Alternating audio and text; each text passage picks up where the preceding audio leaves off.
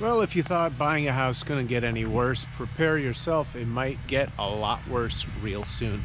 Also, I just want to apologize for the audio quality of this video. It appears that my adapter for my wireless mic is broken. So yeah, this ain't working.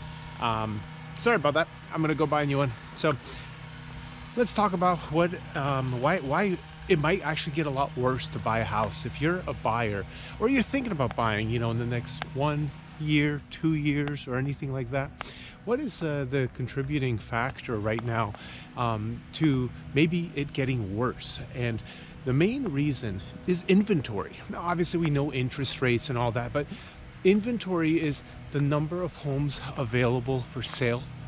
And even though we have had the inventory go up, I don't know how we couldn't have had the inventory go up. We basically had no homes for sale in 2021, and at the very beginning of 2022 it was looking really rough, right? So yeah, it's gone up since then, and we might have 100% increase and so on, but it's still at a level that is just hitting the equilibrium that it should be at. It's not really hitting a high level where you might have a lot of options as a buyer and a lot of negotiation power. So we're not there. And the main reason why we're not there is because in the last 3 years, 4 years, we had people coming out with cash buying these houses, and they weren't worried about the price and they weren't worried about the interest rates. So they got it really cheap. And then the people that did buy, taking a loan, they ended up getting, a 3%, 4% interest rate, right? So who's gonna be selling when they have a 3% interest rate? The answer is very few people. That's who, very few. By the way, I'm in Orlando right now. Even though I live in Sarasota, I'm on a little 1-week trip visiting Orlando, just checking some things out over here.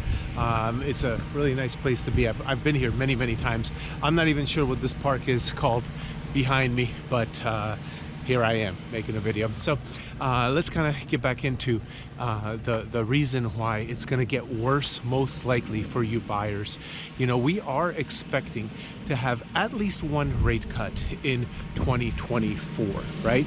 September is currently like almost positive we're going to have a rate cut, but then we're expecting another one in November or December.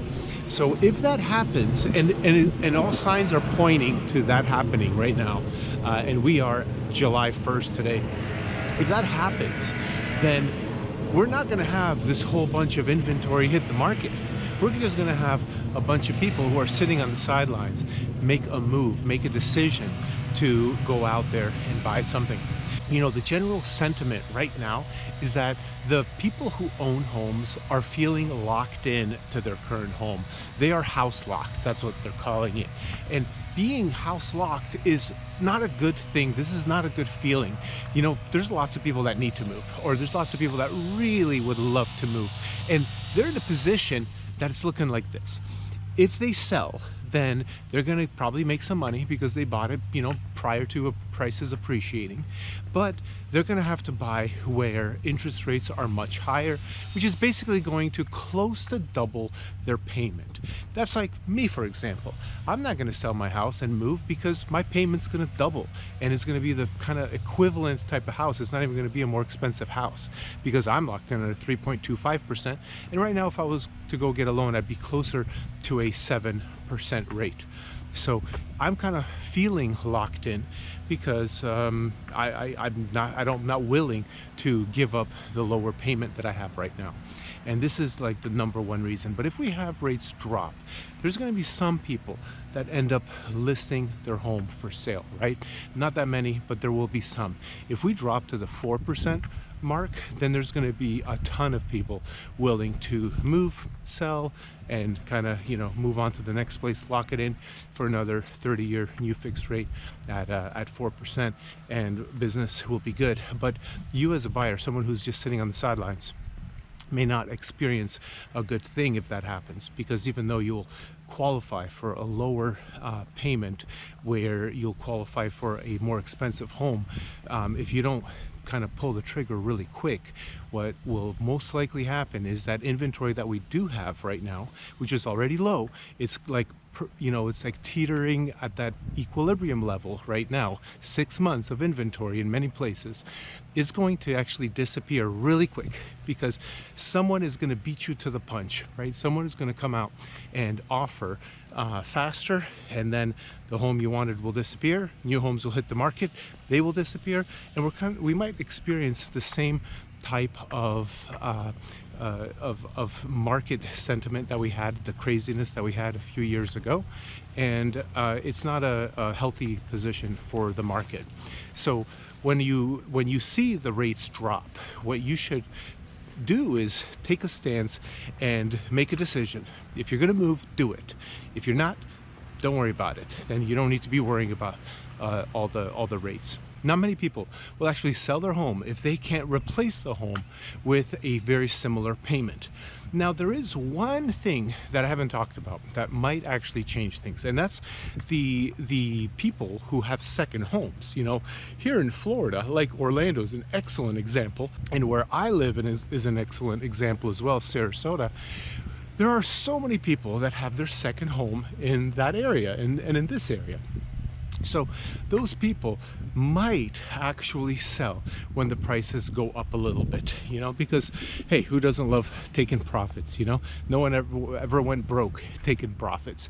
But if it's their primary residence, or if it's an investment property, usually people want to replace it with a like kind or better. So it's going to take, you know, an inventory level that's going to be able to make that happen. Now, another factor that could influence everything is the new construction. And let me tell you, right now, new construction is slowing down. I did a video on this not too long ago. It's really slowing down. The number of people, construction companies that are willing to build extra and build a lot are dwindling, okay? We need 4.5 million units. That's the demand currently.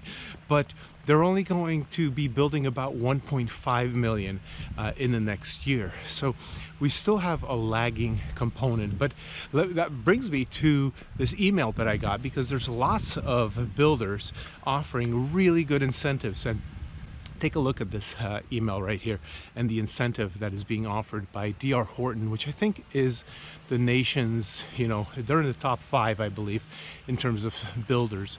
And I don't mean the quality, I mean the size of the company and how many homes they actually built. And they are offering some really, really good interest rates and really, really good prices. You know, they don't lower their prices that much. They kind of tend to pay down interest rates for you so that you can get into home ownership at a more affordable level, even though you're paying kind of high for the home, or at least not very, you know, not discounted too much from the original list price that they had wanted when they were making this plan and building out. And they're not the only ones. I also get emails from Meritage Homes, and Meritage is offering, I think, a 4.75% in some of the homes. Not every home, okay? It's just some of the ready-to-go homes that haven't sold yet, and they have built them, and certificate of occupancy has been issued. They're ready to go. So they're offering some major incentives instead of lowering the price.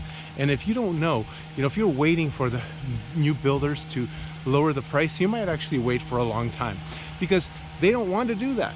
They don't want to lower the price. What they want to do is they want to come out and actually give you an incentive to lower your payment instead of lowering the price. The main reason is, think about all the homes prior that bought prior in that same community. Those people are going to be pissed.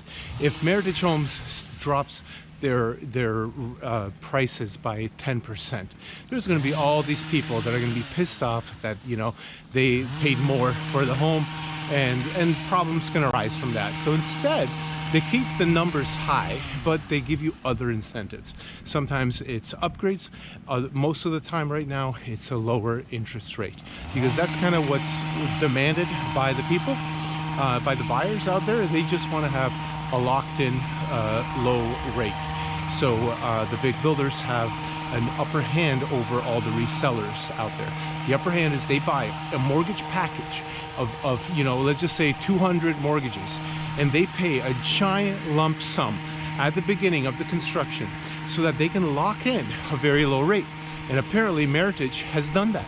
And they have, at least in my area, you know, we have Magnolia Bay up in Nokomis, just off I-75, and they have really good rates out there, 5.25 as low as 4.75, and that's a 30-year fix. That's not some sort of balloon payment, you know. So buyers, this video is a warning sign to you.